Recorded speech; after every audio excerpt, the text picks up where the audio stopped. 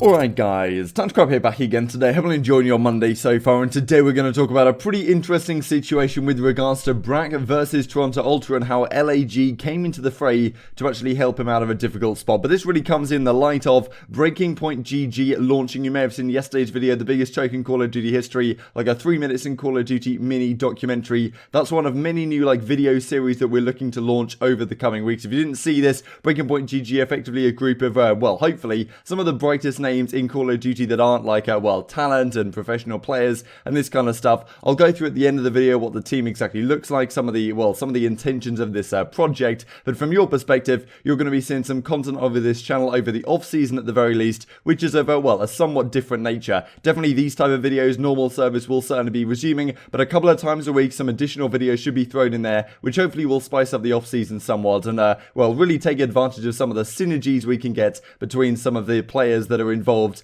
in this Breaking Point project. So yeah, really cool to see we finally got this off the ground, and well, hopefully you guys enjoyed yesterday's video, and well, prepare for more of that type of stuff to come. Any feedback, suggestions is always welcome in the comment section below. So let's hop into things then. Like if you guys enjoyed the video, subscribe if you are new. As always, I would greatly appreciate it. It really helps out the channel. Thank you for doing that. And before we get into the Brack stuff, wanted to mention this from Brehze. The rumor has been that maybe Brehze and Whalers +2 might be this Paris Legion squad. They're in a bit of a difficult spot right now. They're thinking about exactly what team do we pick up. Do we wait a very long time until like January, December to get a team so that we don't have to pay these players for doing nothing in the next couple of months? I mean, that maybe is a consideration as well. So Paris may be a long time coming in terms of getting their roster solidified, but it looked like to me they wanted to go down the route of getting some French players in the team, and with Hydra looking like he's going to New York Subliners, the question mark to me was like, hey, who are they going to get, right? And I thought Brehze seemed to make sense. He was on this team last season, but only on the substitute bench. He was a great player in Black Ops 4 as well. I thought it would have made sense, to be honest, to build around him. However, doesn't seem like that has been the case. Maybe they've decided to take a different tack. Not exactly sure what they're playing at really, but I've always been quiet, but free agent. If you know me, you should know how dedicated I am to the game, to my goal, to my team. You should know the amount of work I did in the background. DMs open, so it definitely looked like Brehze is not coming back to the Paris Legion unless they decide to change their mind once again, which is, well, not out of the question, as we've seen with Paris making some questionable decisions so far. So this was the article that came out yesterday on Breaking Point GG. We had a number of different, well, featured launch content we wanted to go with. This was the launch article we were looking to do, which we've had in the works for a few days now. And well, our featured launch article brings new light to the salary dispute between Brack and the Toronto Ultra. Read more right here. So just to set the scene once again of this situation real quick, we had this from Brack a while ago. They aren't paying me, by the way, a full month's worth of salary. They aren't paying me because I was with my grandpa during a high-risk open heart surgery. So Brack went home to, well, see his family during a difficult time, and Toronto said, well, we're not going to pay you because we're going home. And well, then Toronto came out and said that isn't the full story. This is the truth about Brack, saying that he said that he was ill and we gave him a generous time period, and well, he like removed everything from his house in Toronto, looked like he didn't want to return. And then Brack came out and said, well, that had actually all been communicated to the Toronto Ultra. This was like the doctor's note I submitted. And also what he mentioned, which was quite interesting down here, I want to end by thanking a few people in the Call of Duty scene, including Crim, who of course initially brought it to light, Attach, and the Los Angeles Guerrillas, who have reached out to show true compassion and support for my family's situation this season. So it was kind of unclear exactly what this meant for LAG, like what exactly had they done? Had they just reached out? Had they offered something? And well, as you can see in this article over at Breaking Point GG, Breaking Point spoke to Brack this week. He said, Los Angeles Guerrillas reached out and offered to cover the parts that Ultra didn't. I didn't expect that at all, but it was so generous for them to offer. Can't say enough about what Guerrillas did for me in this situation. Should be too hard to be fair, but you know, early days, we'll get that sorted. So frankly, this is really, really cool to see, and it definitely paints the two organizations in a different light, right? You look at Toronto Ultra and how they handle this kind of PR situation, coming out with the truth about Brack, and well, regardless what is the truth, at that point you've kind of painted yourself into a corner. On the other hand of things, you've got, on the other side of things, you've got Los Angeles Guerrillas offering a helping hand to the likes of Brack and saying, look, you know, we didn't have this, you didn't get this salary from Ultra, like, you know, what can we do to help cover that if possible, given that, well, you're at home and maybe it's a difficult family time and difficult in terms of monetary stability and financial stability and this kind of stuff, see if we can come out and help, right? And it definitely paints, well, the two organizations in two very different lights right here, and makes LAG seem a much more player-friendly organization than Toronto Ultra. I'll just share a clip that came out a few months ago now, when this discussion was being had around Classic and Looney as well on the CODcast, where, well, Nameless claims that Toronto Ultra were the clown of the week, and discusses the degree to which they are an anti-player organization, and, well, LAG clearly showing that's not the case with them. Weekly clown, is going to be the Toronto Ultra.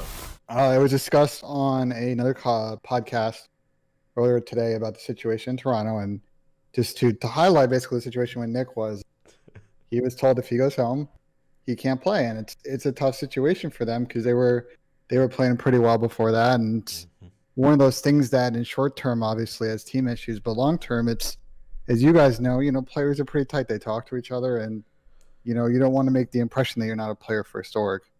Yeah. So basically, yeah. And I've heard a few things about this.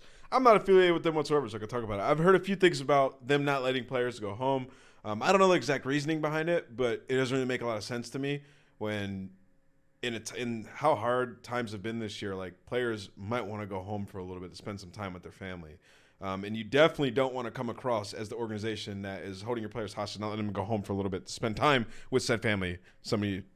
People who are married, people who have family that they want to go be with, or spend some time or a weekend away.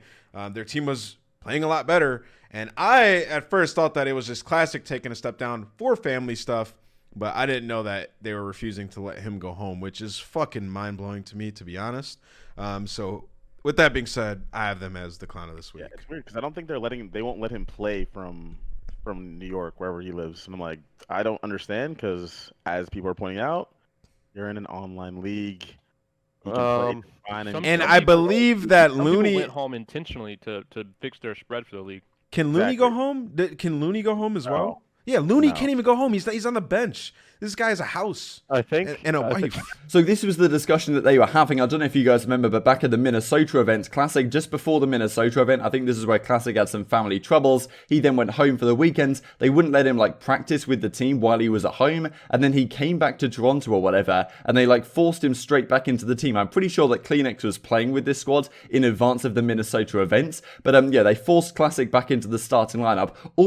It almost seemed as if they were deliberately forcing him back in. They'd scrimmed with a different player all the previous week while he was away. Classic comes back in. It almost looked like Toronto was setting their own team up for failure in this sense by not allowing Cleanix to continue playing in the squad and bringing Classic back into the starting lineup. They don't play well. They finish 7th, 8th, and then Classic immediately gets cut from the team. So it almost seemed like they were punishing Classic to a degree by, he went home. Now they allow him back into the team, who he hasn't scrimmed with for an entire week because they didn't let him scrim when he went home. And then, as soon as they don't play well at the event, he immediately gets cut. He did then come back into the team later on. Metals then got dropped. Classic came back a few weeks later. But, it's interesting to see here. Classic was in this team the entire season. He didn't play one event at the Paris. And, of course, when he came back, they ended up winning championships again. So, yeah, really remarkable stuff that Toronto have decided to run with this season. And on the side of the Toronto Ultra, we are expecting Silly, Vivid, Assault, and Apathy to be the squad right now. Mental as a substitute. So, definitely seems like even though the LAG have had a questionable brand this season, it's not been great for them. I think one of the weaker brands, one of the more, less exciting brands, let's just say,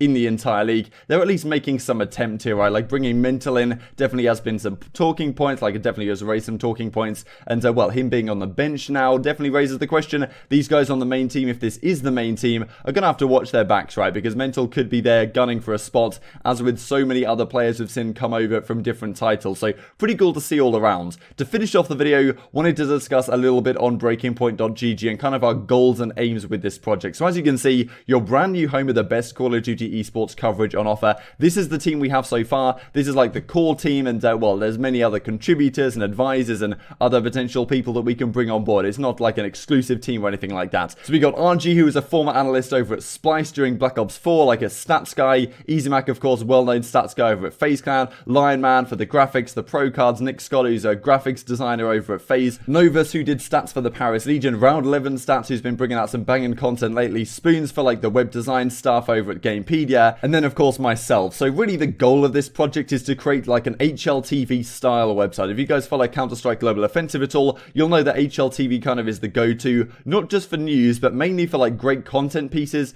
but also statistics, right, and going through the databases that they have and viewing it through that sense. There really isn't anywhere to do that in Call of Duty right now, and I think that, you can go anywhere for news, but, having some premium Call of Duty content that we're going to be able to bring out. I mean, a lot of these guys are great like editors and thumbnail designers, and the amount of video content that we're hopefully going to be able to produce and very high quality that isn't really available anywhere else is, well, hopefully going to be fantastic, right? And using all our different skill sets and talents together to create some of the, well, pushing the boundaries, as I've said in that tweet, of the content that is available at Call of Duty right now. And then long term, looking to create the most comprehensive statistics database in the world and make it very accessible for new people, and hopefully create like a hub where, well, all the best Call of Duty stuff is in the entire world. That's pretty big thinking, but I do think we can pull it off, and well, look forward to hopefully seeing some great content over this channel over the coming weeks, in addition, of course, to all the normal stuff that you guys are accustomed to right now. A couple of articles just to point to. This one, we're doing the top 20 players once again. Last season, we did a top 20 players at the end of, well, the Black Ops 4 season. This time, there's going to be a similar thing for Call of Duty Modern Warfare. So, yeah, every day for the next, I think, few weeks, there's going to be a new top 20 player thing, kind of like what they do over HLTV. And I thought this was an interesting article as well, discussing exactly how Lineman comes up with the ratings for his pro cards. So I'll leave all this kind of stuff linked down below. And yeah, any support, comments, feedback would be greatly appreciated as we move forward with this journey. So I hope you guys enjoyed the video. Like if you enjoyed it, subscribe if you are new. As always, I'd greatly appreciate it. It really helps out the YouTube algorithm know that you enjoyed this content. Other people like you may enjoy it too. Thank you for watching as always, and I will see you next time.